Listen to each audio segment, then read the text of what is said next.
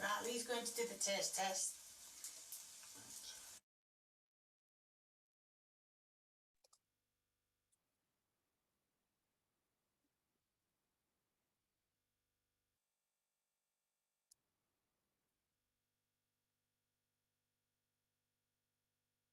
Good morning.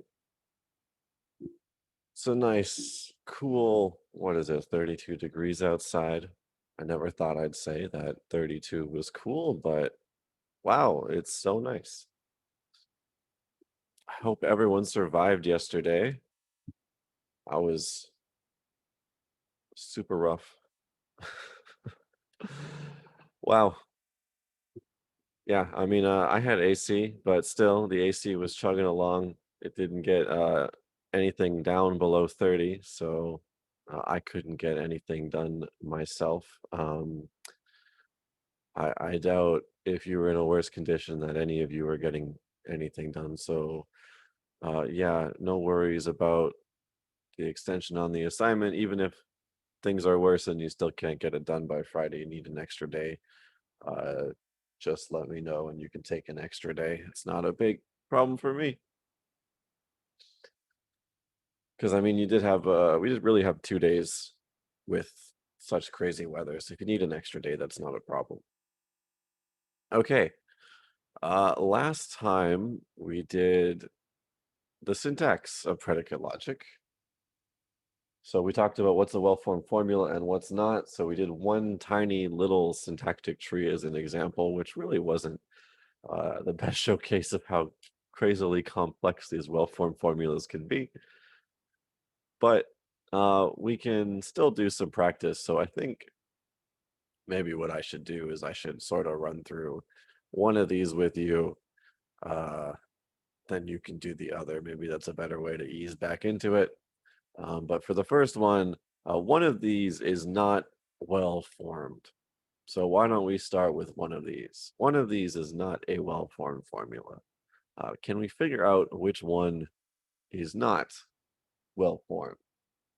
Uh, is it going to be A, B, or C here? So we don't really need to look too hard at these. We can just take a look at the quantifiers out front, and you quickly identified A in this case.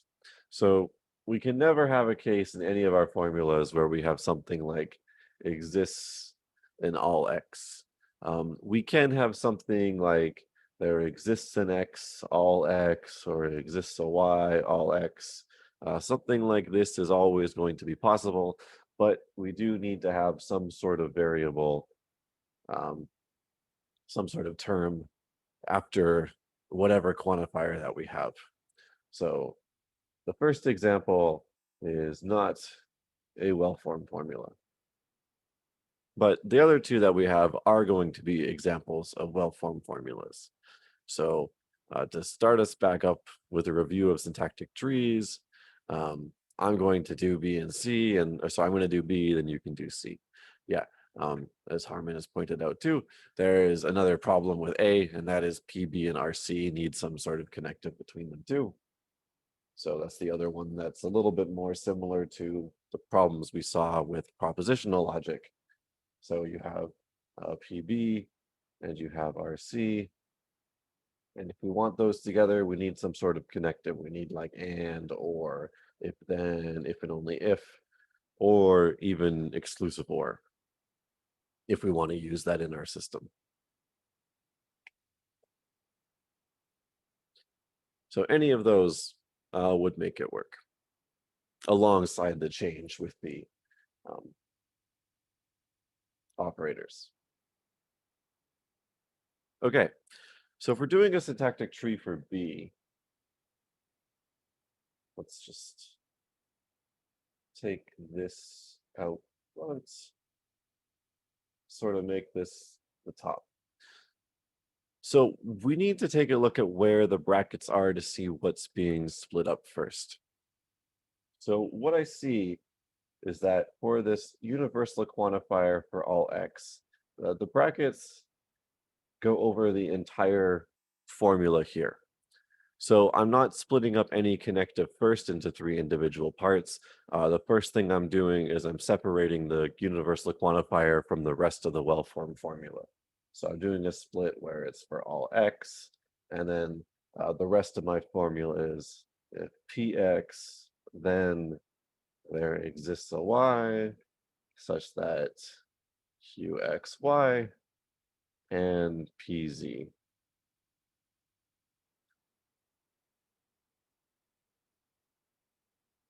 So the square brackets are going to be here to help us figure out where the quantifiers extend to.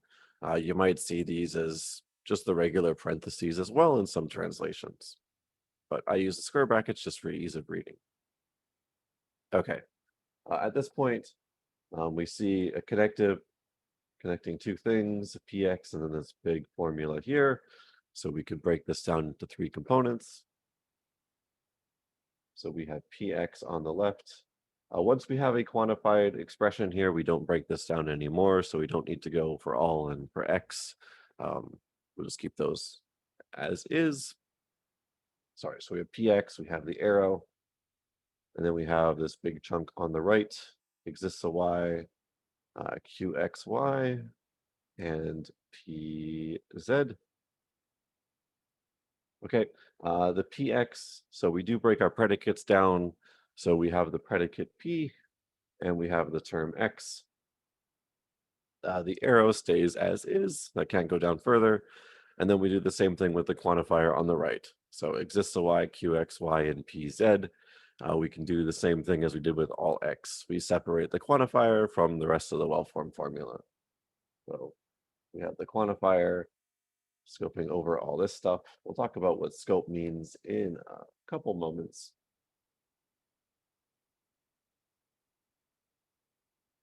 So we'll break this down into exists a y, and then qxy, and pz. And at this point, we just have a conjunction, so it's the same thing as you would do in propositional logic. So qxy and pz, and then each of the predicates and terms just break up into their own components. So this shows us how we can build our little syntactic tree for a predicate logic well-formed formula. So I'll just get rid of those lines here, so maybe we can see it a little bit more clearly. So everything is pretty much the same as propositional logic. The only difference is that we get these little branches where we separate our quantifiers from the rest of the well-formed formula that they attach to. And our propositions, instead of P's and Q's on their own, look a little bit more complex because these now look like these predicate functions that we introduced in that relation and function lecture, where instead of just, P, we're now looking at something like PXY. So same idea, just quantifiers now, and predicates are a little bit more complex. Okay, so take a couple minutes to try to do C on your own, and then we'll run through this. So this one has the equals operator. So this is the is operator, but it behaves the same way as the and or the or. So if you have any questions during this time, feel free to ask, but I'll put on the timer for 2 minutes. And then I will go over the solution there.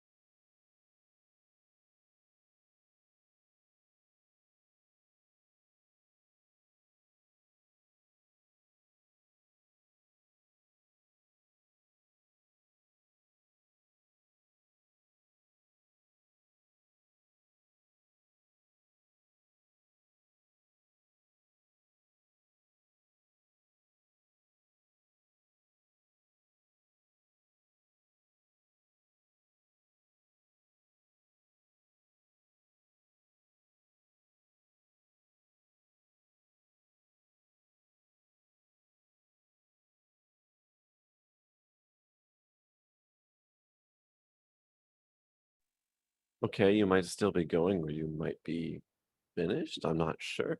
Um, so this is one is a little bit different because instead of using x and y, I've used x1 and x2. But there's really no difference here. It's just a difference in notation. Um, so sometimes if you have lots of variables, instead of using x, y, and z, you might run out of letters. So we just use x1, x2, and so on. Some people have preferences depending on what their background is. So just exposing you to more ways to label the same things.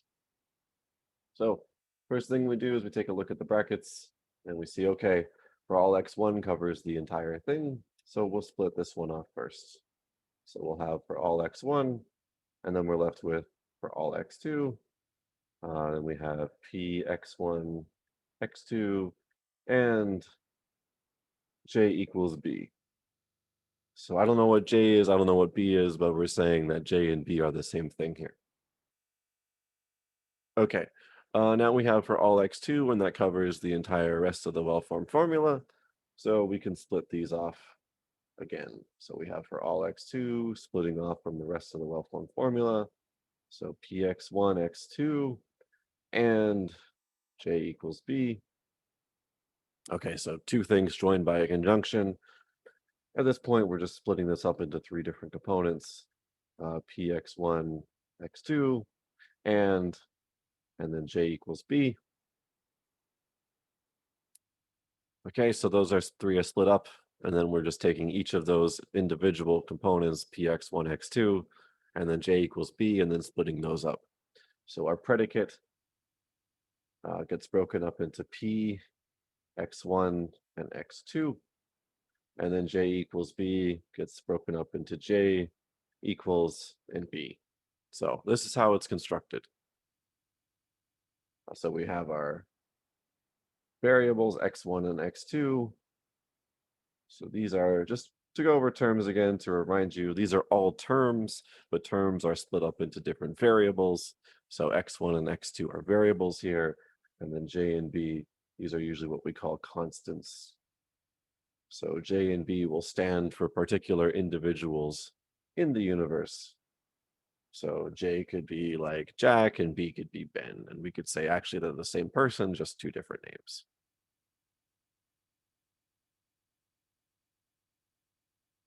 Okay, are there any questions about this? I have a question. Yes. So for number B, there's a universal quantifier for x and y, but there's none for z. Is that okay? Yeah, that's okay. We're just looking at the syntax here. So what this means, and we'll talk about binding in the next slide, it just means that one of the variables is not bound. So when you have an x with a quantifier that's in its scope, again, we'll talk about this. It just means that a quantifier has been bound or a variable's been bound. Okay, thank you. Okay. But other than that, the syntax is okay. The syntactic trees are important. So if you've done syntax, you might know about this thing called C command. And C command is going to be relevant here as well. If you haven't heard about C command, I'll explain it. But if we can draw the syntactic tree for predicate logic, then we can talk about this relationship called C command, and we can look at it visually. So being able to draw these quickly, or being able to sort of visualize in your head how these trees look, can be very helpful for identifying C command.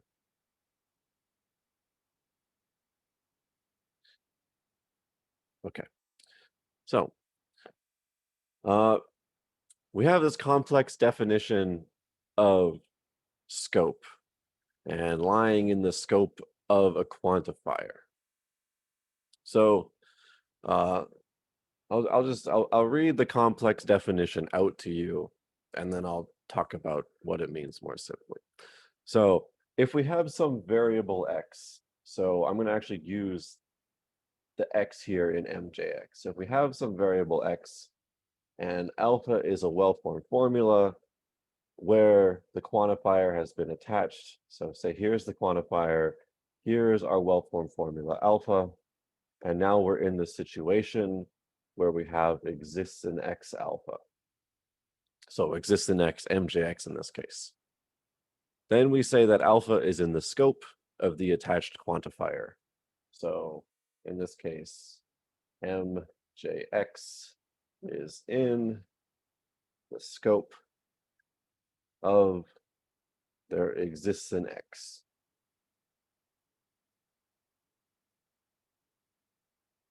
So in other words, whatever is in the square brackets of a quantifier is in its scope. So if I were to look at for all y, py in this case, so I'll use blue here, for all y, py, I can say that py, let's use beta for this one, is in the scope of for all y. So py is in the scope of for all y. Or we would say, maybe I should type this out. Saying py is in the scope of for all y is sometimes a little bit technical sounding. So sometimes we're a little bit more general. We would say something like py is in the scope of the universal quantifier. Because there's just one universal quantifier in the statement, we might say that.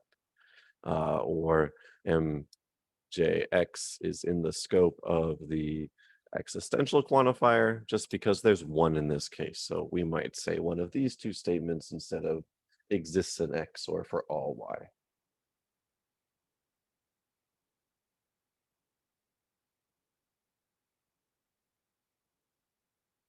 So I'll just wait 10 seconds if you're writing that down before I explain what C command is, because that's an important concept.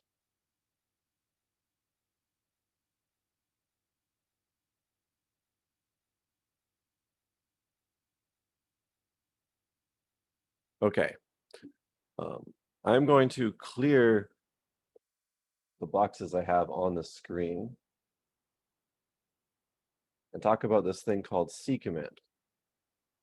So if you've ever seen the definition of C command, it's a little complicated. I'm not going to use the definition. It's like there's 3 nodes, A, B, and C, and 2 of them share a mother, and there's immediate domination and all this stuff. But the key word here is that syntactically, the scope of the quantifier is what its C commands. So here's a visual way of understanding C command. And whether you hear this in semantics or syntax, it's the same thing. You can pick any node. So in this case, we look at quantifiers. And what C command means, you can say that a node C commands its sisters or its siblings. So in this case, it C commands MJX and everything beneath it. So all of its daughters, children, granddaughters, grandchildren, and so on. So exists in X is going to C command MJX, MJX, and so on. So whatever exists in X C commands is what's in its scope. So M is in the scope of exists in X, J is in the scope of exists in X, X is in the scope of exists in X, and so on. In this case, for all Y, we'll say that Y is going to C command PY and everything beneath it. So this is another case of C commanding relationship.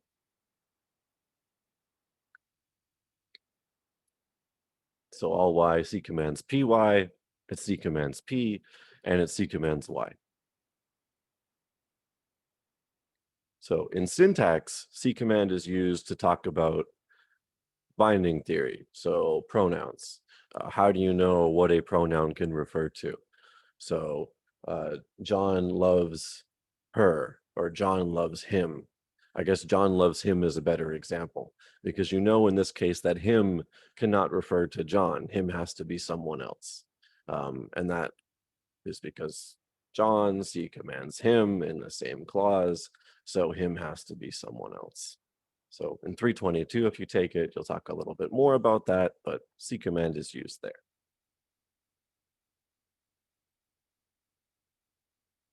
So this concept of scope is really important for binding. And what binding is going to do is it's going to tell us if a variable is acting as a pronoun or if it's acting as something that's bound, like if it's acting as an existential sum or if it's acting as like a universal for all.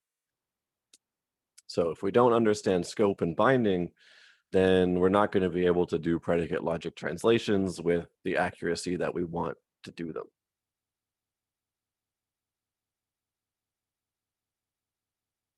So as we talk about binding, we'll take a look at another example with C command and scope. So let's do some practice here. So we want to determine the scope of for all x exists a y and exists a z in the following well-formed formula.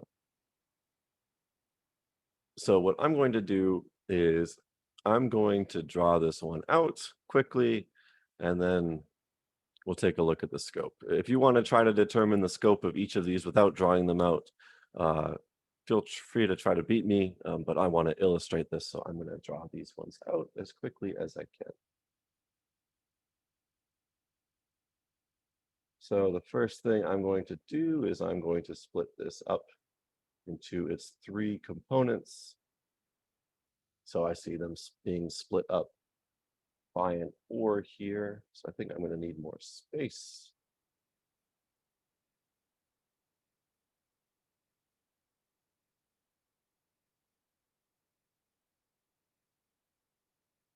And L, J, Z. So you don't have to draw these out if you don't want to, but you might find it helpful at the beginning. Of course, you can just look inside the brackets. That's another way of doing it. So I'm going to start on the right just because there's a little bit less work. GZ and LJZ. I mean, really at this point I could stop, but I'll continue to break it down just to take a look at how syntactic trees can be drawn in case it's still not entirely clear how those are done for some people.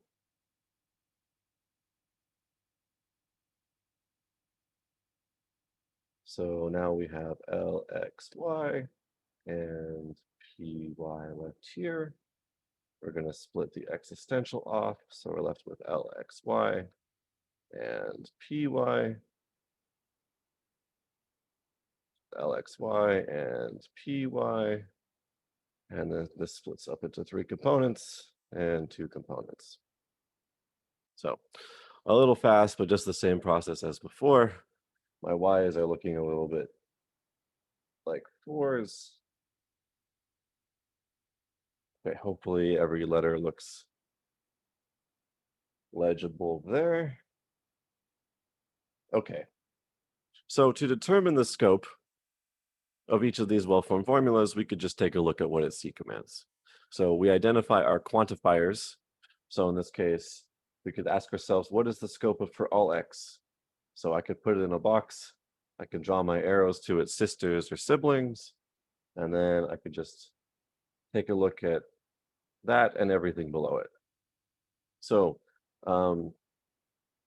really for the scope, what I can just write down is really just its sister. That would be enough. In a tree drawing, I would just box everything because that's what C command is. But if I'm just writing what the scope is, I would just write its sister. So the scope would be exists a y such that LXY and PY. So that'd be the scope of for all x in this case. And if I were to just look at the formula itself and not draw the tree, well, I just look at where the brackets are. That'd be a faster way of doing it. But the tree gets to highlight what C command is. If I want to take a look at the scope of exists a y, so I'll do this in blue. I would box this in my drawing. I would draw an arrow to its sister or siblings, and I'd box everything beneath it. So the scope of exists a y would be LXY and PY. Okay, what about the scope of exists a Z? So the last quantifier here. Well, we box that up, draw an arrow to its sister, and everything below it. So this would be PZ and LJZ.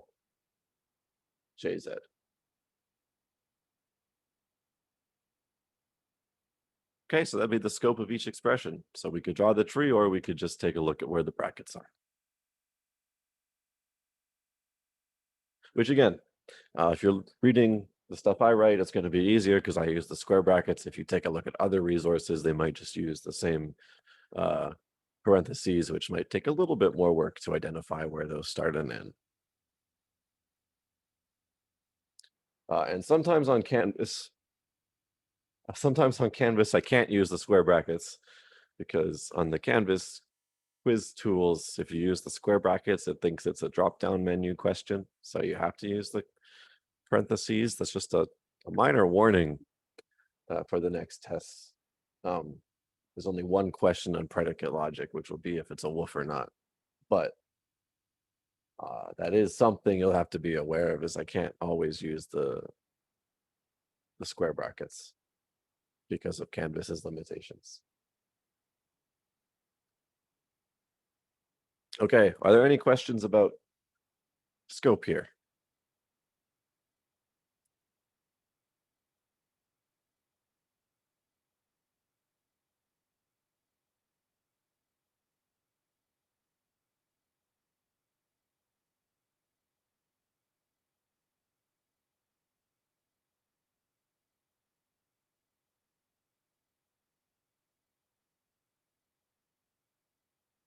Okay, so there's one follow-up to scope, which is talking about free and bound variables. So it's sort of the same thing with pronouns again. So if you haven't taken 322, I apologize for the tight relations I'm trying to make here. But with pronouns as well, we talk about the difference between free pronouns and bound pronouns. So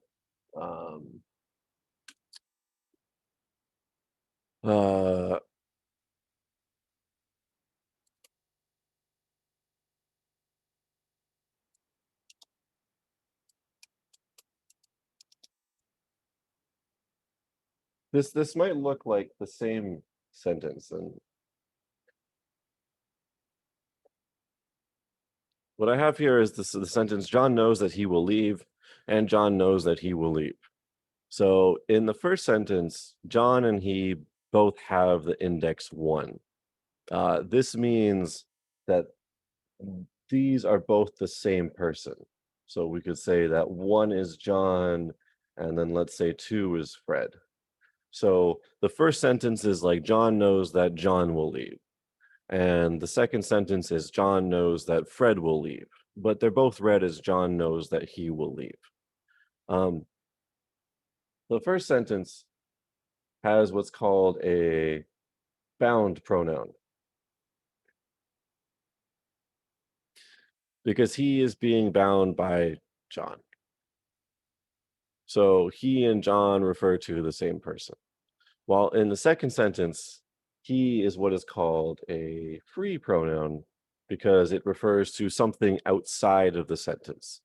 It's not being bound by anything within the sentence. So we have sort of the same idea here with quantifiers. If there's a universal or existential variable that's C commanding it within the sentence, then that universal or existential variable is going to, if that universal or existential quantifier is then going to determine the meaning of that variable. But if that universal or existential quantifier is not C commanding a particular variable, then it's going to get its meaning elsewhere. It's going to get the meaning of like this free pronoun like he, she, or it outside of the sentence. So the way they behave in syntax and semantics is kind of similar. So I'll leave this on screen, but I'll just make it a tiny bit smaller so it doesn't. I can't make it smaller because that just ruins everything. Okay, whatever. So we'll say that a variable is bound if it occurs within the scope of a quantifier. So I've tried to color code it, but I'll just draw the things as well. So we look at each individual instance of a variable. So I'm just going to draw the tree for this, but if we take a look at the formula up top, we have for all x, I'm going to zoom in on this because it's a little tiny. We have for all x, there exists a y, pxy, or exists a z, kxz, and ky. Okay, so what I don't have, just one thing to point out, is I don't have an extra set of brackets here. If we have just two quantifiers back to back without any extra brackets, we just assume that they have the same scope. So for all x exists a y, they share the same scope. So shared the same scope, or you can assume there's like this extra hidden bracket here that is just unwritten. Maybe that's a better way to put it. It's like this hidden bracket. Okay, so for each variable, so for every instance, every individual instance of x, y, and z in this case, it's either going to be free or bound. If it's bound, that means that it's within the scope of a quantifier. If it's free, it's not within the scope of a quantifier. So we have to answer free or bound for each individual instance. So we'll start a look at the left. Again, I'll draw it with a tree just to illustrate it the first time, and it's already been drawn. Okay, so here's for all x. So if I want to find its scope, I'm going to see what its C commands. So its C commands its sister and all of his daughters. So it's C commanding all of this stuff. That's why I draw everything down. So now every instance of x within this umbrella is bound because it's being C commanded by the quantifier. So this is for all x. So because I see the x in pxy here, I know this is now bound. It's being bound specifically by that for all x. I'm going to get rid of that arrow just because it'll clutter up the screen. Same with this x in kxz. This one is also bound because it's within the scope of that universal for all x.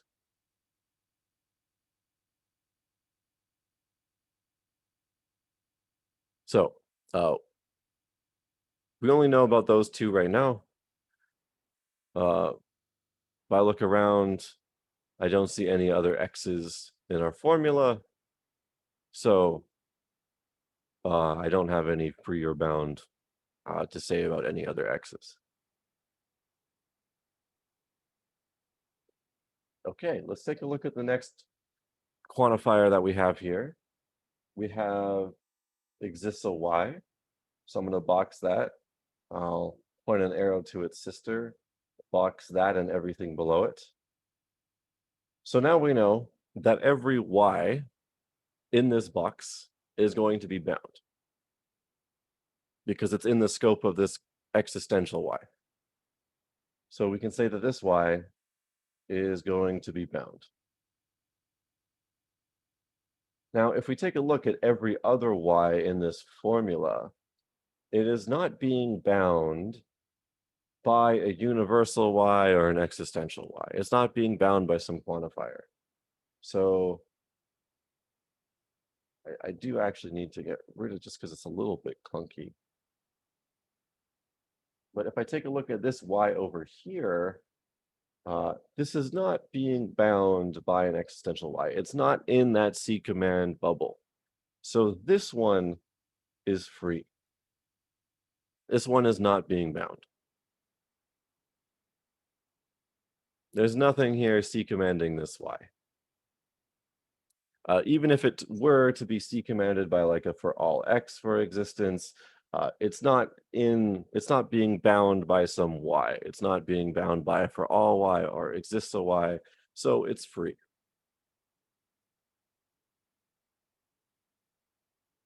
Okay, let's take a look at the last one here. What color should I use? I guess I use red. Okay, exists as Z is here, so this is going to look at its sister and all of its daughters, so that covers that. Z is in here, so yeah, this is also going to be bound. And that's because Z is in the scope of an existential quantifier. That also has Z as its variable. So in this formula, 4 of these are bound and 1 of these are free. And we just determine this by taking a look at C command and scope.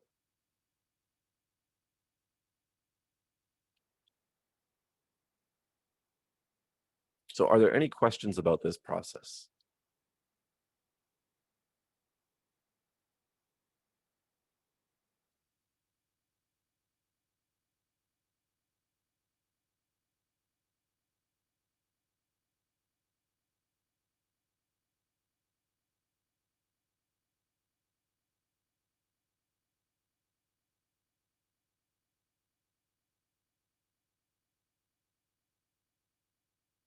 Okay, so I just want to remind you about what these mean. So when we translate these into English, how these will behave is that this x, sorry, I'm going to just do this with y, just because here's where we have the contrast in this formula. This y in pxy is going to behave like some y, like some object. It'll get the behavior of some object in the world. So some y. While this y on the right that's attached to k is going to be like a pronoun. It is going to be like he or she or they or it in a translation.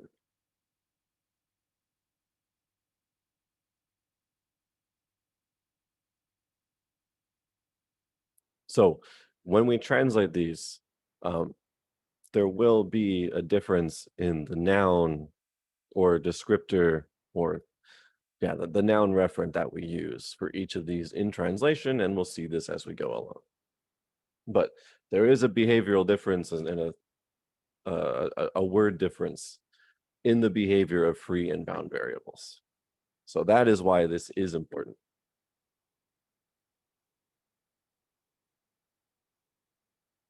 Okay. So I don't have any particular practice on free and bound variables, but what I can do is I can take a look at these are all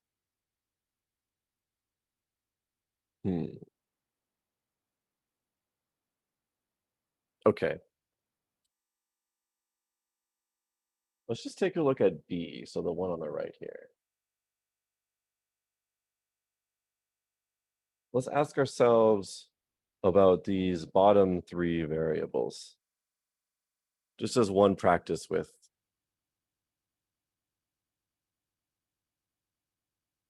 binding. So for X, Y, and Z in this tree on the right, which variables here are bound?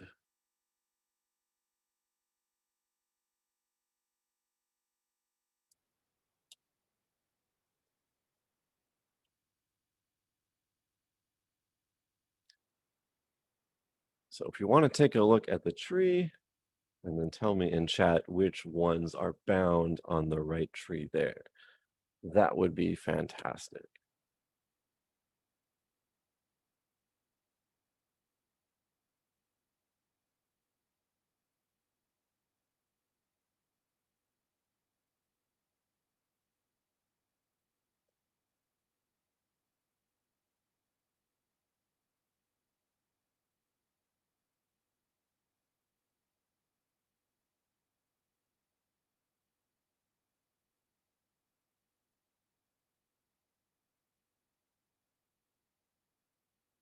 So on this tree on the right here, the x is bound in qxy. So for all x's, binding everything inside. So the entire well-formed formula is in the scope. The y in qxy is also bound. So let me just write this with bnd. So exists a y is binding everything in q, x, y, and pz. And then the z here is free because nothing is binding z. There's no for all z or exists a z here. Nothing is binding it. So we do have for all x and exists a y, c commanding it, but we don't have any universal or existential with a z in it. So that is why this pz is free in this case. So I didn't have any exercises particularly on free and bound variables, but well, we had one tree drawn, so good opportunity. In C, everything is bound, so not a very good exercise there. Oh, one thing to mention too is that it's only variables that we talk about with binding. So for instance, we have constants here, J and B, but we don't talk about binding with constants. Constants cannot be bound because they're just individuals in the real world. These have reference. These always refer to specific people. Variables can be bound because variables are either going to be a general thing or they're going to be a specific person. It depends on whether it is bound or not. Okay.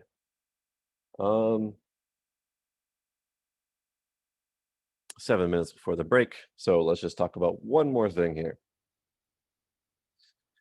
So we have some translations here. The translations here aren't the focus. So don't worry about what you see in 7 and 8 on the left side too much, or what it translates to on the right at this point. The focus is just the definitions here.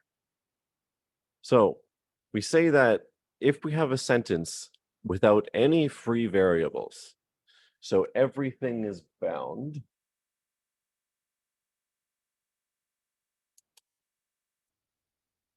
then it is a closed formula, or it's just what's called a sentence. So, for example, exists a y sleeps. Y here is bound by the existential y. So we might translate this as something sleeps. Or in the sentence, marries Jim Carroll, there's no variables here. These are just constants. For all x, all y, all z exists a w, loves x, y, and marries y, z. Don't worry about the translation too much, but x is bound, y is bound, y is bound, and z is bound. They're bound by these things out here. Sure, we have an extra exists a w. That doesn't matter too much. We just care about whether the variables are bound or not. And all of those variables are bound.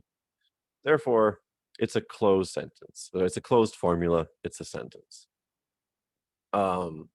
Exists an x, king x, and for all y, if y is a king, then x equals y. Here's something complicated. We're not doing a translation like this. But x is bound in all of these cases, and y is bound in all of these cases. So if we were to draw the trees for these, we would find the same C command relationships. And because all of these are bound, it's just a sentence or a closed formula. So these are all well-formed. And the ones below are well-formed as well. But these have at least one free variable. And because there's one free variable, they're called open formula. And if it's open, basically this means that there's a pronoun. So what this means, so closed formulas, these can be evaluated for truth.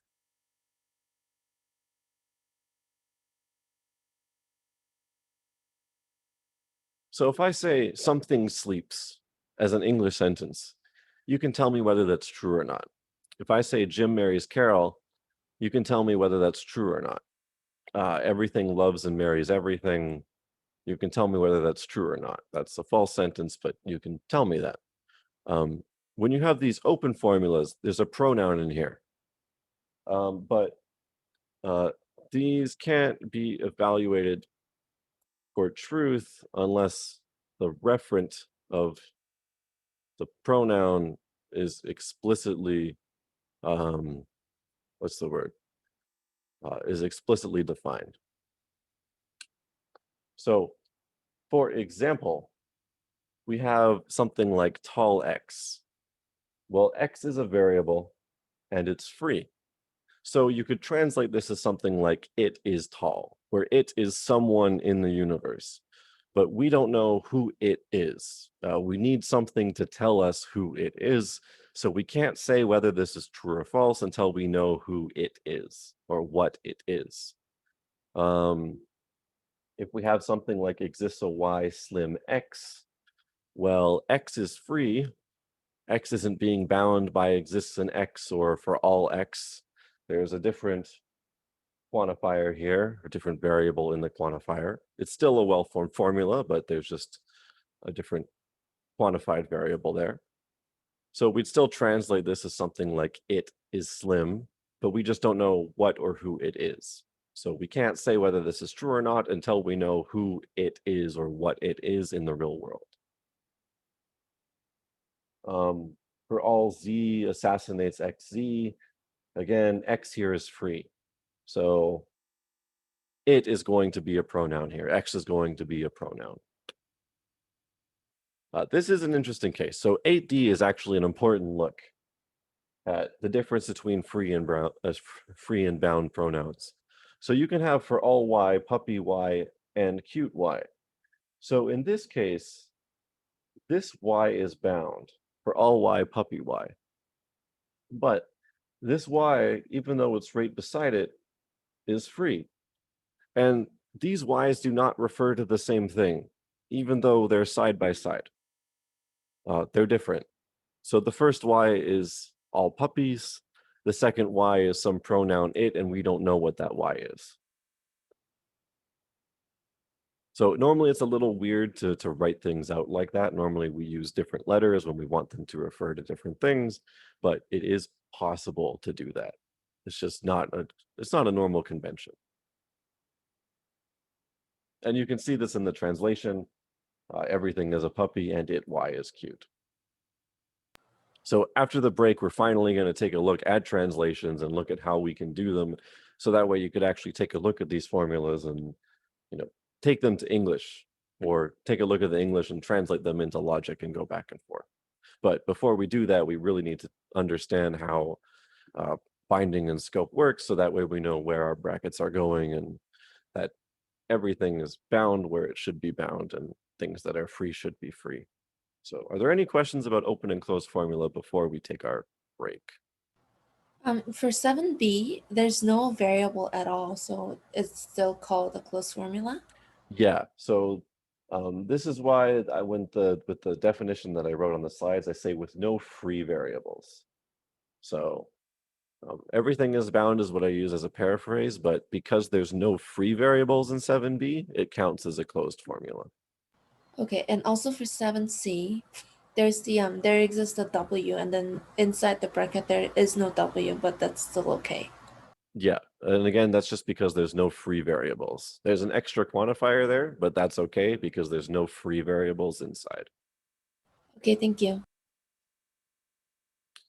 Okay, so we'll take a 10-minute break. If you have any questions, feel free to type in chat, and we'll put on some more of the Worst Cooking Show on YouTube. So if you're having troubles cooking food, don't worry, you're better than what you're about to see. See you in 10 minutes.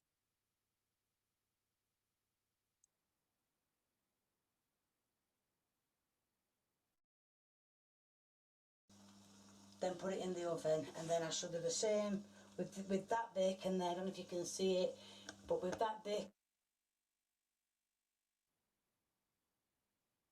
Oh, she's having fun. She's having fun.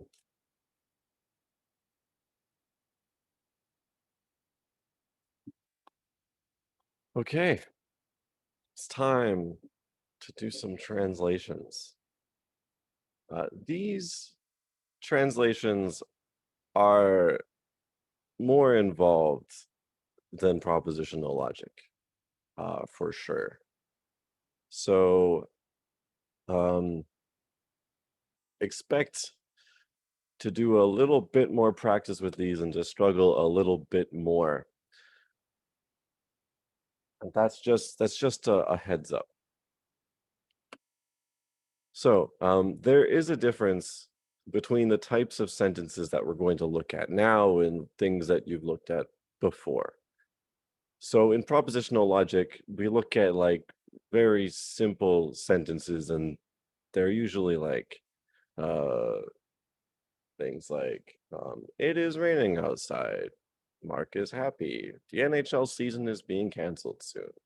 While the sentences we look at in predicate logic usually start with words like every, all, some, the. They use determiners, a lot of determiners. So a sentence like every puppy is cute, or some carpenter is underpaid, or no carpenter is paid, or not all pigs taste good. So I couldn't think of any example off the top of my head. These would be like sort of the prototypical sentences, or yeah, prototypical sentences. So every puppy is cute. I want to start by thinking about this in terms of set theory, so we understand why we use the operators that we use when we translate. So let's think about every puppy is cute in terms of set theory. If we say every puppy is cute, what I'm imagining is I'm imagining a group of puppies. So this is the set of all the puppies in the universe. So let me write this. That's all the puppies in our universe. And if we say every puppy is cute, what this means is that there's this large group of cute things out there. And every puppy in our universe is cute. So all the puppies are in that group of cute things.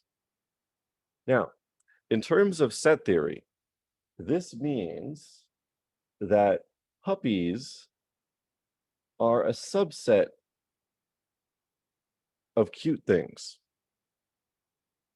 Okay, so if puppies are a subset of cute things, what does this mean in, let's say in casual English? This means that every element of puppy is an element of cute, or every X that is a puppy is an X in cute.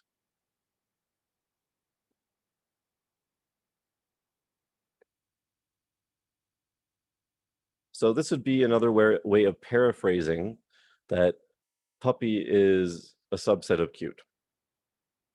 So let me translate this into logic a little bit more. So this would say, for all X, if X is a puppy, then X is cute. This is another way of talking about the subset relationship, right? For all X, if X is a puppy, then X is cute. For every X that's a puppy, X is cute. Okay, now we could just translate piece by piece into logic. For all X, if X is a puppy, we could think about this in terms of a predicate relationship. So if X is a puppy, we could say this is like puppy X.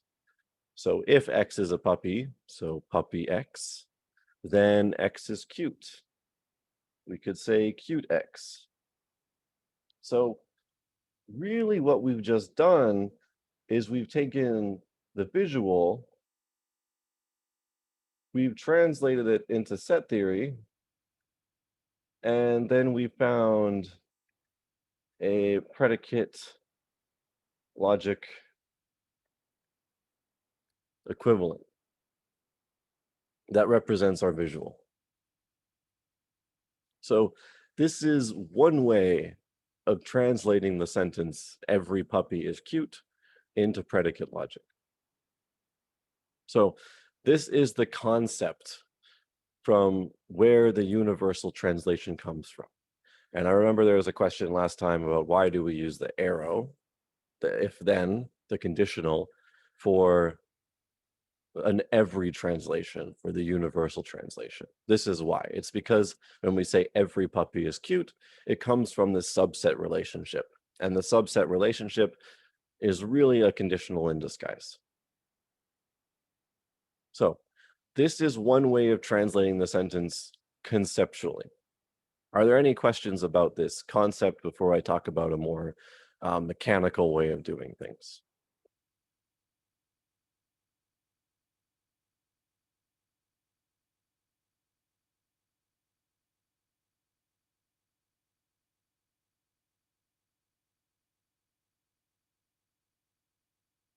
Okay, let's talk about the mechanical way of doing things, which I have illustrated under 9.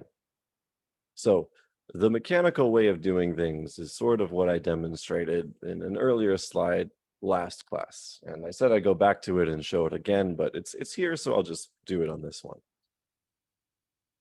So when we have a sentence with quantified expressions or quantified noun phrases, what we can do is we can extract every quantified noun expression from our sentence. And when I say extract, I mean is we can bracket them off and we can take them and push them to the front and leave like a little pronoun or trace in its place.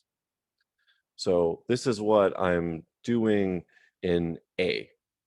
I'm putting a bracket around every puppy, and I'm saying this is a quantified noun phrase. There's a determiner there and a common noun. So I'm saying, okay, I want every puppy to be X, and I'm replacing that subject with a pronoun it. So there is binding here. This is an example of binding. This is a bound pronoun because I'm removing that quantified expression out of the sentence and I'm replacing it with something. So that pronoun is going to have the same meaning as what was just there. So every puppy has the same meaning as it. In the second step, I am separating the quantifier from the noun. So I'm getting every X, puppy X, and X is cute. So I have quantifier, noun, and then predicate. And then mechanically, I'm just translating piece by piece. So every X becomes for all X, puppy X becomes puppy X, and X is cute becomes cute X. The only difference when doing it mechanically is that you have to just know what the operators are when you translate.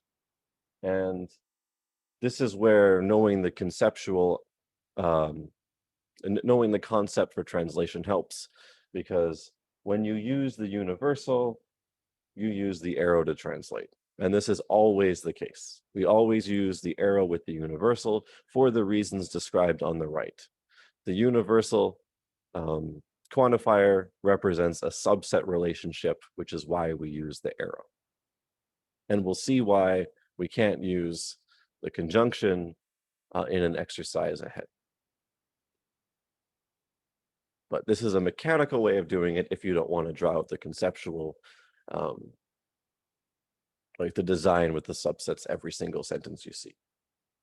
And when the sentences get more complex, this mechanical strategy still works, while the subset relations might get a little bit more complicated. Okay.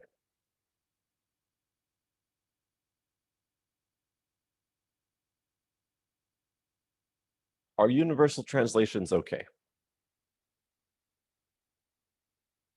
I have to ask because I am going to take the stuff on the screen and make it smaller so I can fit the some carpenter is underpaid.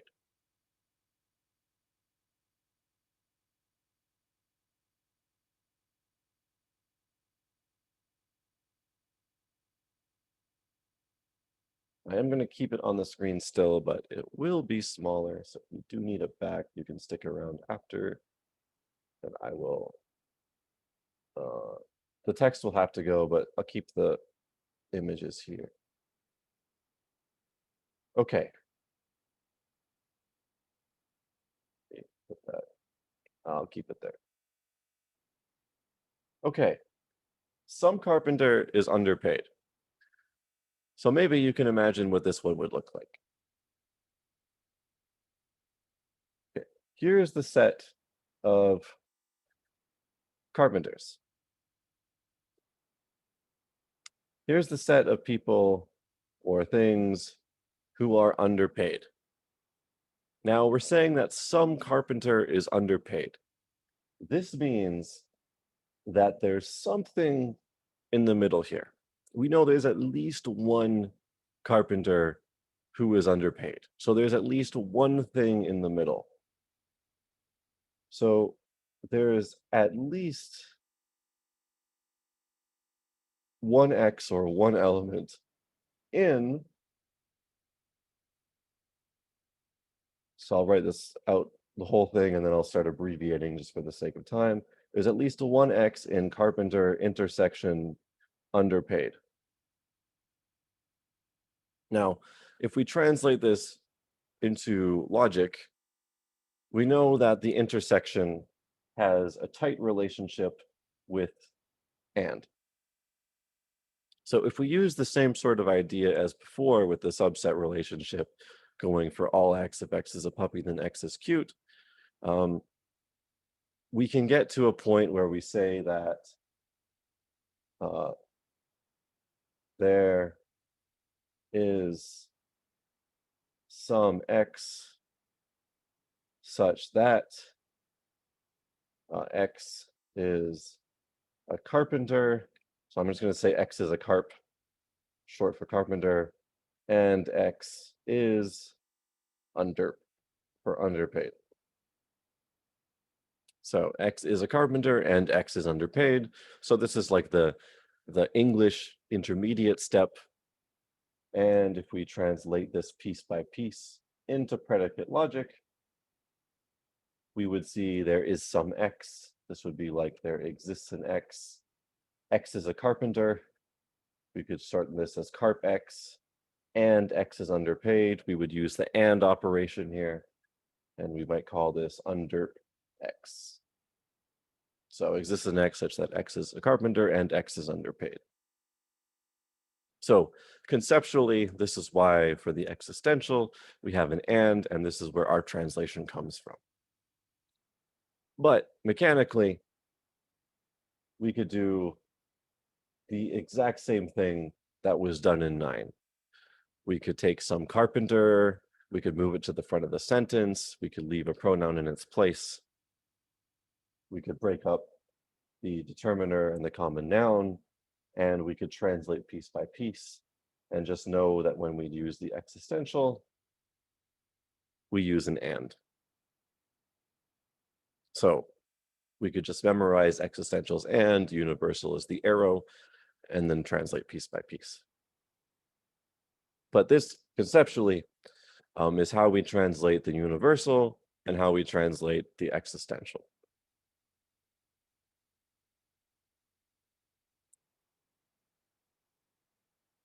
So are there any questions about these two examples?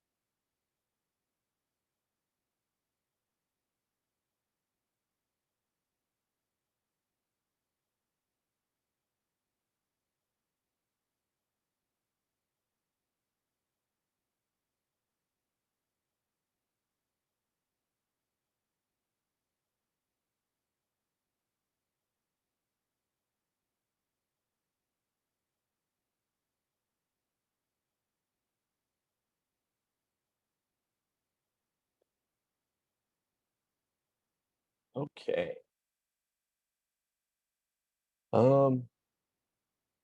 Yeah. So let's show you why we have the mechanical route and how we can finally deal with scope ambiguity in predicate logic. So at the beginning of the course, we talked about scope ambiguity. To remind you, I'll draw the pictures again. So every person likes some character. You might remember the dots. So there is a case. I need to flip these pictures around to fit with the translations. There is one case where we say that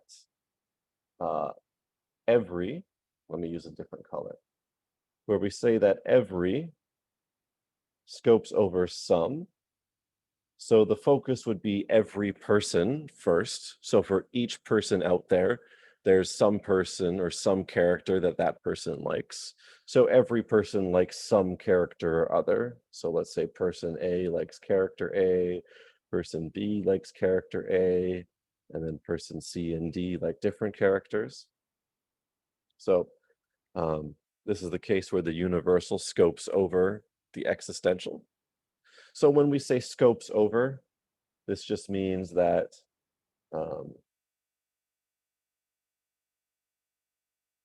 the universal is higher in the tree than the existential. Well, there's another translation where you would have some scoping over every. So the focus is on a particular character that everyone likes. So there's some character and every other person happens to like that character. So let me just change the color of this just so it's not too confusing there. Okay. So there's two translations, or there's two interpretations for every person likes some character. So in predicate logic, we can express the differences with our translation. And how we express the differences is by determining which quantifier comes out first, which quantified expressions come out first. So it's called scope ambiguity because we have a choice over which one is higher in our tree. So are we going to have for all x scoping over exists a y, or are we going to have exists a y scoping over for all x? So sort of having these two options here in the top right. So mechanically what's happening, if we take a look at 11 at the top here, every person likes some character. We have two quantified noun phrases. So we have NP1, which I'm going to call NPX for every person, and we have some character NPY. Okay. So I'm using every person as X and some character as Y in both examples. The scope ambiguity comes from which one I'm bringing out first. So the order I'm bringing them out. In 11, what we see is that some character is lower. It's further to the right. So in our tree, what happens is if we were to draw this out, we would get sort of this first interpretation here. We'd get for all x, I don't really want to draw out the entire tree just because it takes up a lot of space. For all x, you'd get person. It would split up into three parts. And then you'd get exists a y, and then character, and so on. So in this first tree, all x or every is scoping over some.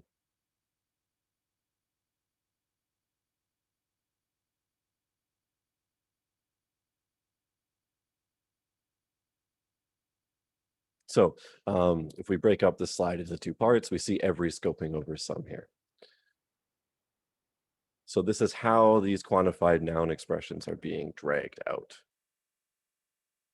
Well, if we compare it to 11D, if we take a look at where some is, some character in every person, we sort of see the reverse here. So we see every person closer to the right, and we see some character more out to the left. So we see exists a Y character Y out further to the left. And if we take a look at how this tree structure would be drawn for this sentence, we would see exists a Y at the top. This would be character, dot, dot, dot, pair, and for all X would be broken up here. And then you get person, dot, dot, dot. So if we take a look at what scopes over what here, we'd see that some scopes over every in this case, and we get that second interpretation. So we can deal with scope ambiguity by just choosing the order in which our quantified expressions are extracted from our sentence. And as you'll see in both cases, when you do the extraction, you're left with X likes Y in your predicate in both cases. So the predicate stays the same. It's likes X, Y in the end.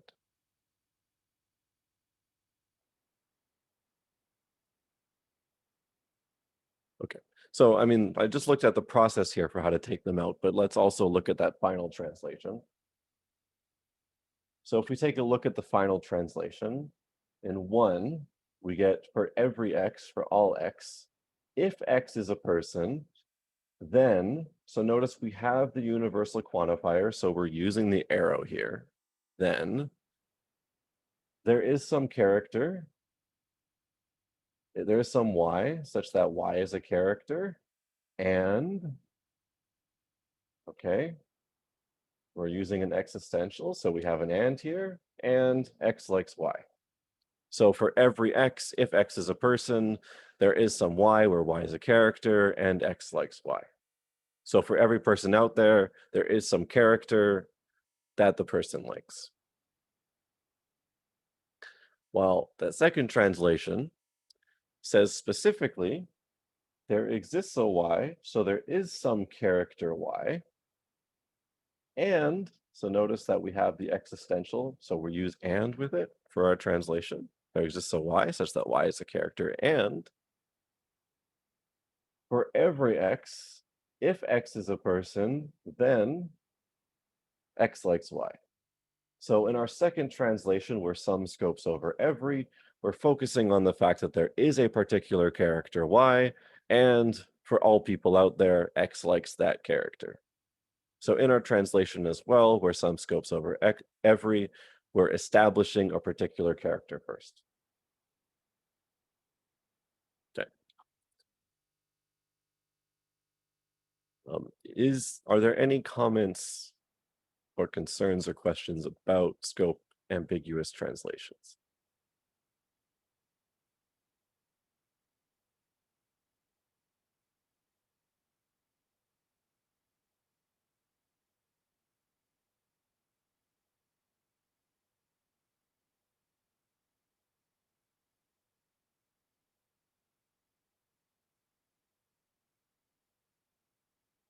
As soon as you get multiple NPs in a sentence, it does get more complicated. So the concepts work with very simple examples. And then as you get more NPs, you do have to rely a little bit more on the mechanics, just because the concepts get a little bit muddier. So the diagrams here do help a little bit, but the mechanical strategy is a little bit safer.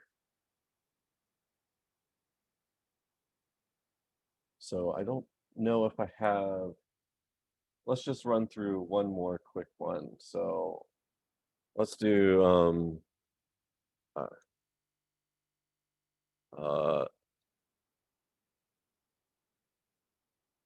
some child bought every toy. Right.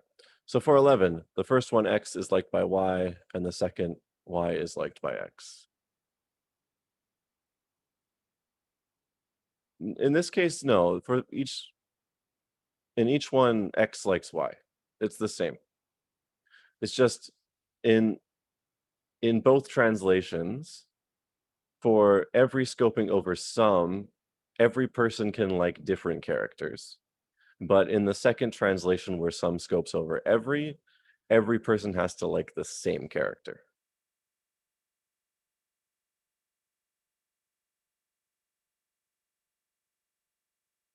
The sum scoping over every translation, the character is particular.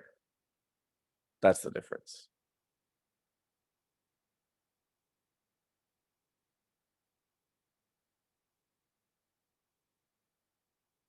The first one is more general. The first one says it doesn't matter which character you like, but every person has to like some character or other.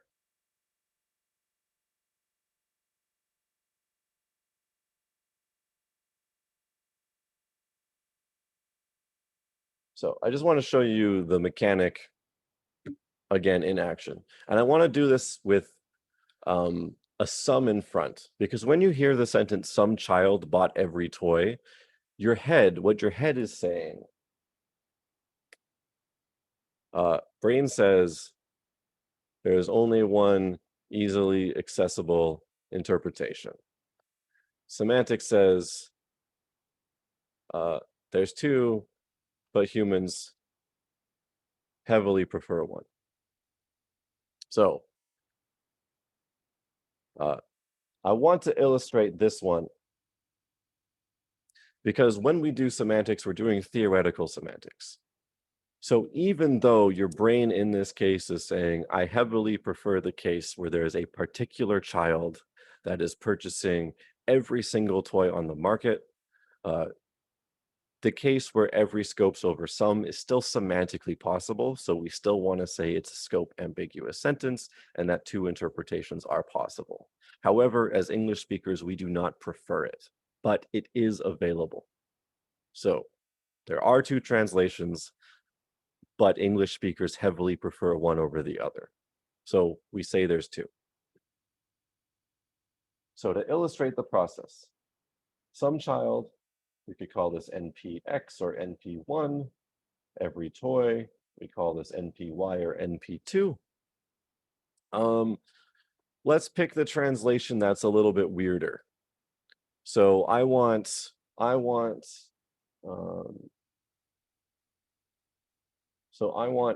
scoping over some here.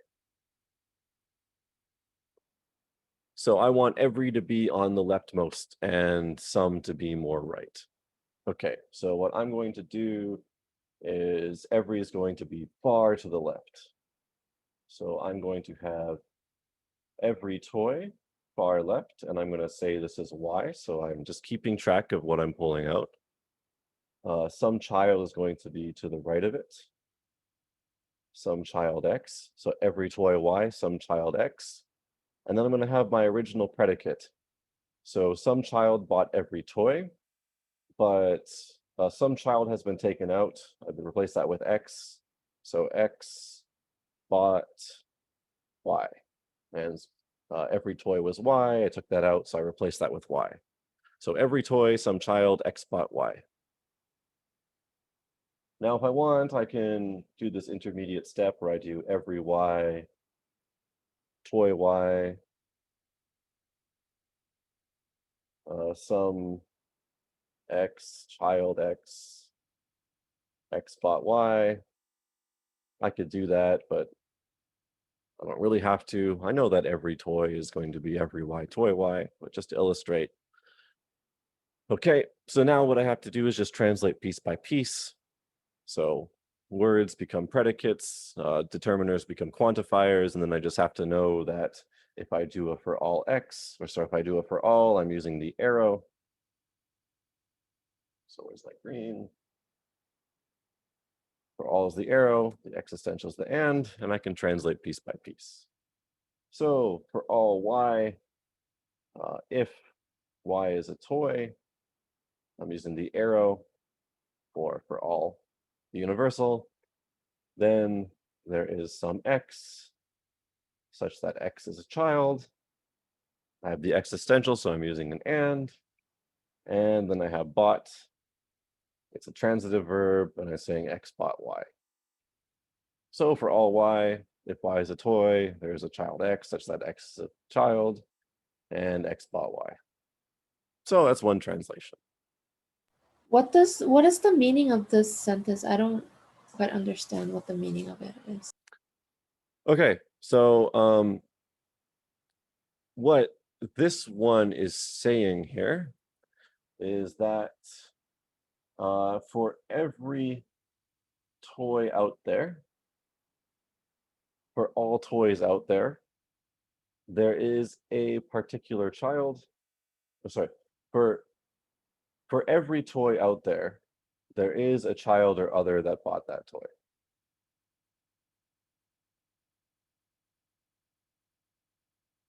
That is a sort of a weird, yeah, this is sort of a weird translation. Every toy, why some child bought that toy. Let's just draw this out.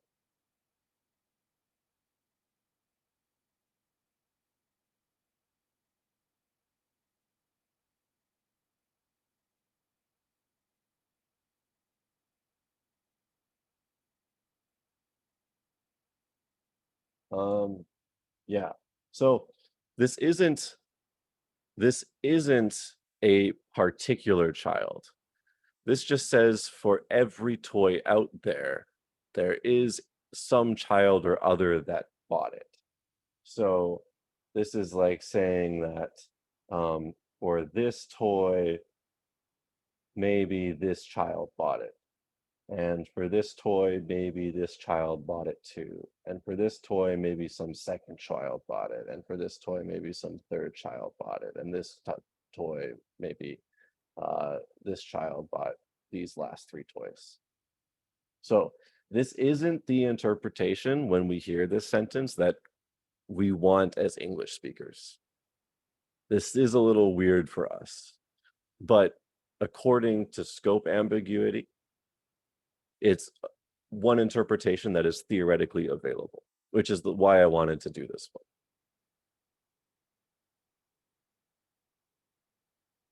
So it's very similar to the other sentences that we did, but the some and every have been reversed in the subject and object position. The interpretation that we're used to, which would be there's a particular child that bought every single toy. This would be the normal case where some scopes over every, so it starts with a particular child at the front. Is it always the case universal, conditional, existential is conjunction? Not always, but most of the time. That'll be the next exercise we do right after this example. So are there any questions about this extra example that I threw in, just to illustrate the process?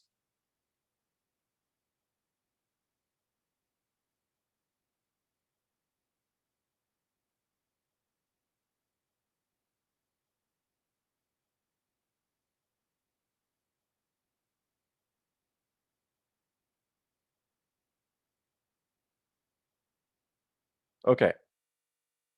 Why are these translations of 9 and 10 incorrect? Okay, so let's take a look at these two translations. So 9 was every puppy is cute, and 10 was some carpenter is underpaid. And I'm asking you why 12a is not a good translation of 9, and why 12b is not a good translation of 10. And 12a is a little bit more obvious than 12b. So before I explain these, does anyone have some thoughts about why 12a is not a good translation of every puppy is cute? Because it doesn't count for the word every by using the conjunction. So 12a does account for the word every. It just does it in a little bit of a different way. Maybe I should ask, if you were to translate 12a into an English sentence, maybe you might translate 12a into a different English sentence. Could you try to translate 12a into an English sentence? Maybe that's a good way to start. This might be a little tough, but it's a nice thing to think about. So I'll just read this in predicate logic out in English, and then you can see if you can try to do this into English. For all x, x is a puppy and x is cute.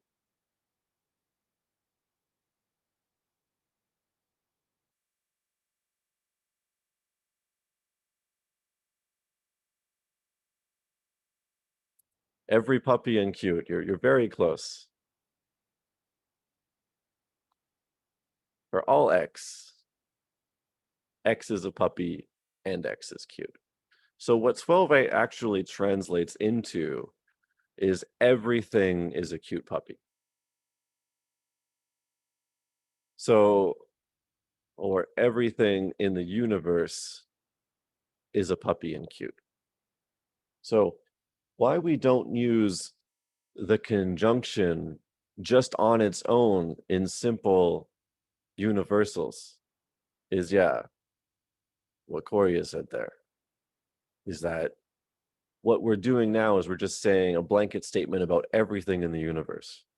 If we say for all x, puppy x, and cute x, then we're just saying everything in the universe is a cute puppy. But that's not saying every puppy is cute. That's why when we do universals, we need to do some restrictions on what we're talking about. If we say every puppy is cute, we need to put a condition on things. We need to say, okay, everything that is a puppy is cute. So everything, if it is a puppy, is cute. So that's why we're talking about like subsets. Like if it's a puppy, then it's cute. Not everything in our universe is a cute puppy. So that's why 12a doesn't work. That's why we don't use the conjunction just on its own. There are some cases where we do use a conjunction with the universal. So if we want to say like all smart dogs are cute, so I can sort of show you this one, then we would say something like for all x, if x is smart and x is a dog, then x is cute. I mean, then we do see a conjunction, but you know, we still get our conditional. It's just our conjunction is more so modifying the noun there, but we still get that conditional. It doesn't mean you'll never see a conjunction within that universal. It just means that the main operator with the universal is going to be a conditional. Okay. 12b is a little bit more complicated. So I need to set this one up a little bit by talking about propositional logic. So if you remember truth tables, and you should remember truth tables because we just did them not too long ago.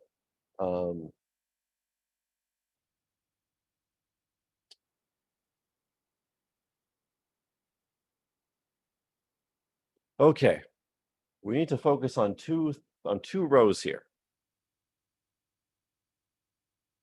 I'll do it in green. I'll do it in green.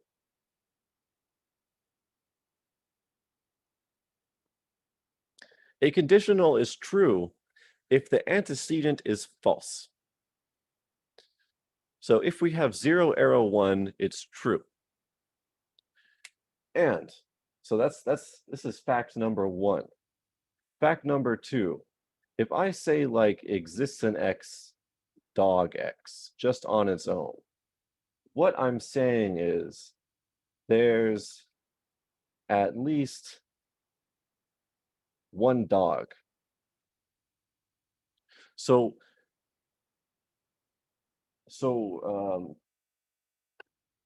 if this is true, I just need this to be true in one situation. Okay.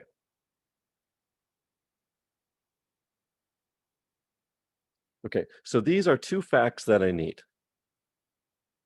And these two facts together are going to cause a problem with the conditional. For the existential, I just need one situation to be true, and then the existential comes out as true. And with the conditional, if an antecedent is false, it comes out as true. So if we use the arrow with the existential, what's going to happen is we're going to get false positives. And with false positives, what's going to happen is the existential translations are going to be true when they're not supposed to be true.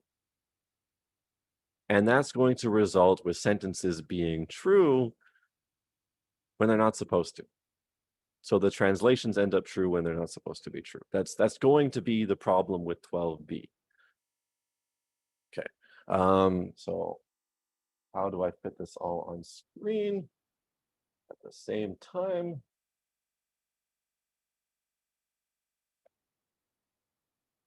I'm going to remove this stuff just for the sake of illustration, but I'm happy to repeat it if you still need it. So I want you to just imagine one universe. So there's a universe and there's just one person in it.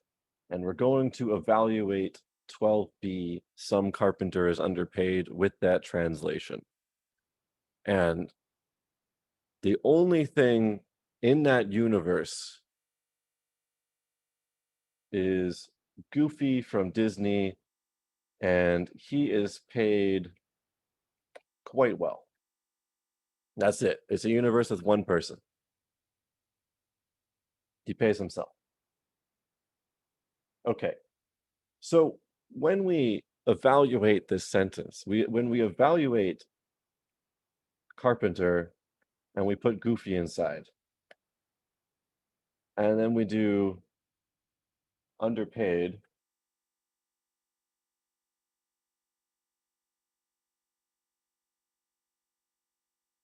and we put Goofy inside, what we get is that Goofy is not a carpenter, and he's not underpaid. So this is 0, arrow 0. He's not a carpenter, he's not underpaid. And because of the conditional, this comes out as true. So when we evaluate the sentence, there exists an X such that if X is a carpenter, then X is underpaid. We found one situation in our universe that is true. Therefore, according to how the sentence is translated and how predicate logic works, it is true. The sentence "some carpenter is underpaid," according to this translation, is true, even though the only thing in our universe is Goofy, who is paid well. So we know intuitively that this sentence should be false because there are no underpaid carpenters in that universe. But according to the logic, it's true. So that's why the arrow we do not use for the existential.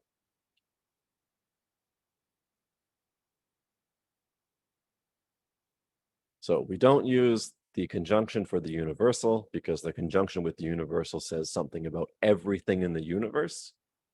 And we don't use the arrow with the conditional because when you use the arrow with the conditional, you get false positives, which means that it says things are true about the world that should not be true.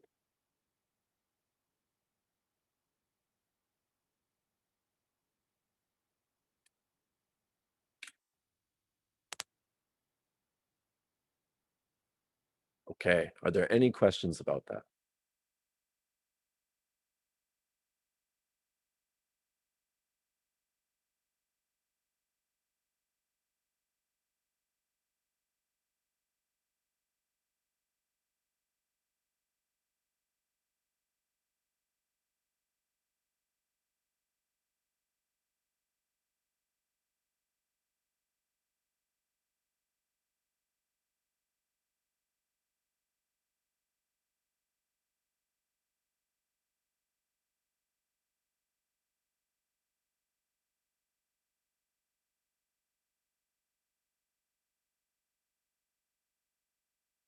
Okay, so on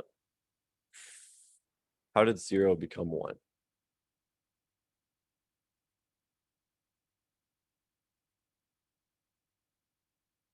For the conditional?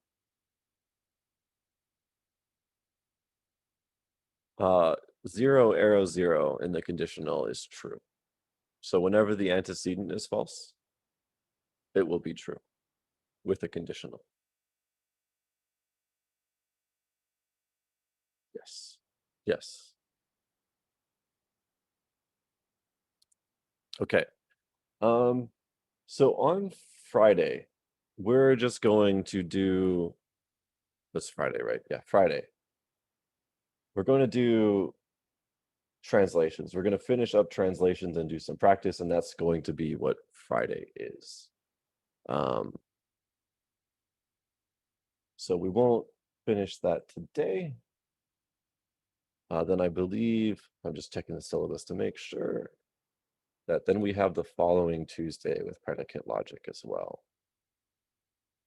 Yeah, we have July 6th with predicate logic as well, which is next week, and that will be more than enough time to finish up assignment functions. And I mean, really, it's just predicate logic left and assignment functions. So we're going to spend quite a bit of time working with these predicate logic translations, especially no cat is kind and not all cats, and doing the translations yourselves, because that way when we go into truth conditional meanings of quantifiers and building your own rules with those trees, especially in assignment 5 and assignment 6, you'll be able to work with those a lot better, because you'll understand the concepts behind it and have more practice with translation. Because a lot of what we'll be doing with the syntactic trees in that last section is built very heavily off of predicate logic, and it ties closely together. So the better practice we have with translations, the better understanding we'll have with our tree structures and how compositional semantics works. So that is all we have for today. If you have any questions, you're free to stick around. The test 2 guide will be released on Friday as well, although it's pretty much finalized. So let me just check to see if I have any typos in it, and I might be able to release it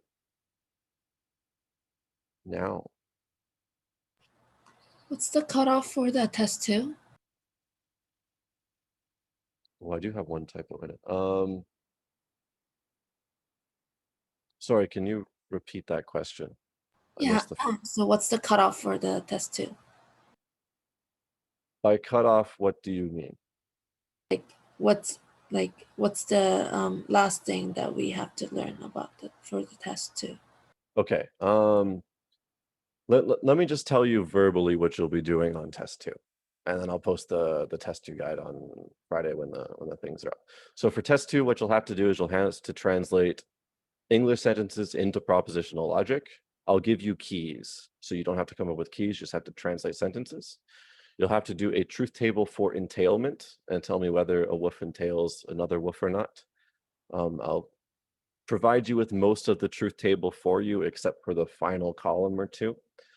You'll have to do one compositional semantics tree. I will give you the tree structure, and I will give you labels for all the nodes, so you don't have to draw the tree. You can do list format if you want. And then you'll have to tell me whether 2 formulas are well formed or not in predicate logic. So translating English into logic, one truth table for entailment, one compositional semantics tree, and whether it's true or false, and then 2 well-formed formulas for predicate logic. Is it a woof or not? That's what you'll have to do. So the practice exercises you'll need to do are 5 and 6, propositional logic and truth conditional meanings. Open formulas are well-formed formulas, yes.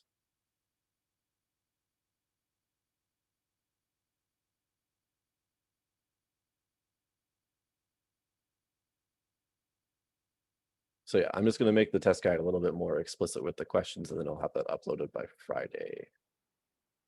Thank you.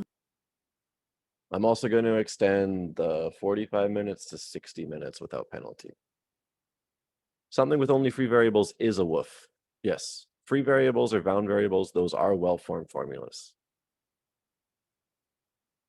It's just free variables are pronouns, well-formed bound variables are quantifiers like some or every. So yeah, that's it for today. I will see you on Friday. You can stick around if you have questions, but other than that, enjoy the not so as hot weather. Still hot, but it's tolerable now.